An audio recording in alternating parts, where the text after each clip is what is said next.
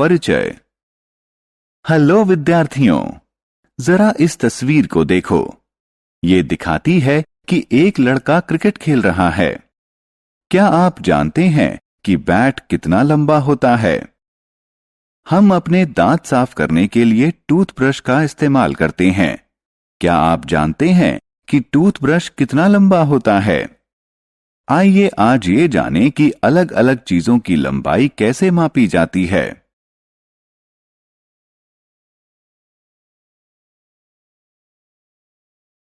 आओ सीखें।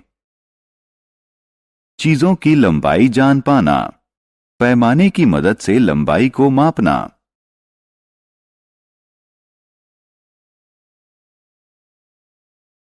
लंबाई। दोस्तों, जरा इस तस्वीर को देखो। ये एक बांस है। बांस के दो छोर होते हैं। बांस की लंबाई जानने के लिए हम इसे एक से दूसरे छोर तक मापते हैं।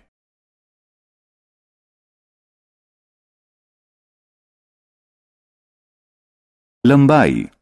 इस पेंसिल बॉक्स को देखो। इस पेंसिल बॉक्स की लंबाई है इसके एक से दूसरे छोर तक। जरा इस कंप्यूटर स्क्रीन को देखिए। क्या आप कंप्यूटर स्क्रीन की लंबाई का पता लगा सकते हैं? जी हां, कंप्यूटर स्क्रीन की लंबाई उसके एक से दूसरे छोर तक होती है। स्केल या पैमाना। पुराने समय में चीजों की लंबाई लोग अपने हाथ, बाजू या अपने पैरों से मापते थे, लेकिन इन तरीकों से सही लंबाई नहीं मिल पाती थी।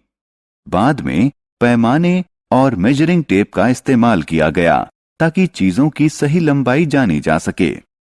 जरा इस तस्वीर को देखिए। ये एक रूलर है जिसे पैमाना भी कहा जाता है। इसका इस्तेमाल pencil, pencil box, eraser, photo frame और आईने जैसी छोटी चीजों की लंबाई मापने के लिए किया जाता है।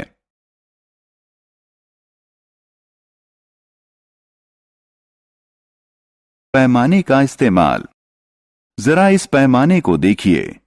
इसके किनारे पर कई विभाजन हैं। हर विभाजन 1 सेंटीमीटर के बराबर है। ये संख्याएं 0 से 15 तक लिखी हैं। 0 से 5 तक का मतलब है 5 सेंटीमीटर। 0 से 11 तक का मतलब है 11 सेंटीमीटर।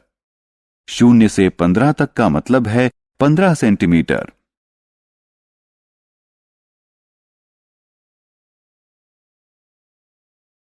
मापन 1।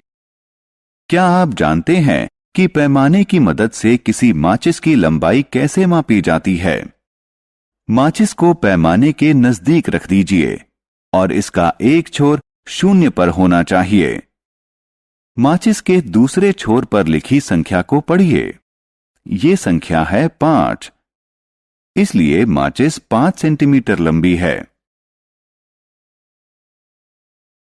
मापन। आइए अब एक पेंसिल शार्पनर को मापते हैं। शार्पनर को एक पैमाने के नजदीक रखिए और इसका एक छोर 0 यानी 0 पर होना चाहिए। शार्पनर का दूसरा छोर 3 पर है, इसलिए इस शार्पनर की लंबाई 3 सेंटीमीटर है।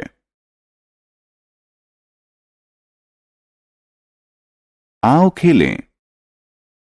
इस तस्वीर को ध्यान से देखें और सही जवाब पर क्लिक करें।